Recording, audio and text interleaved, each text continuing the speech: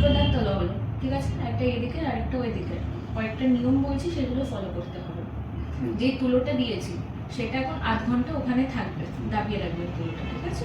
8 ঘন্টা পর তুলোটা ফেলে দেবে।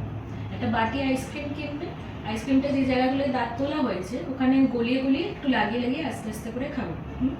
আগামী 24 ঘন্টা, মানে কালকে রাত 8টা অবধি যা থুতু আসবে সব গিলবেন, একটাও ফেলবেন না থুতু, ঠিক আছে।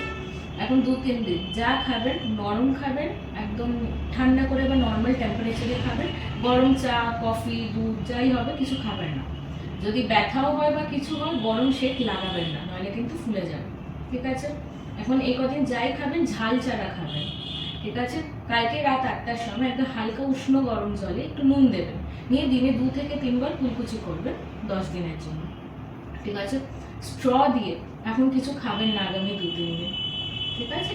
এই জায়গাটা আর এই জায়গাটা যেখানে দাঁত তোলা হয়েছে ওখানে এখন ব্রাশ লাগাবেন না 2-3 দিন, বাদ বাকি সব জায়গায় ব্রাশ লাগাবেন। যখন কথাও বলবেন একটু আস্তে কথা বলবেন, বেশি জোরে করে কথা বলবেন, ঠিক আছে। এগুলো ফলো করুন।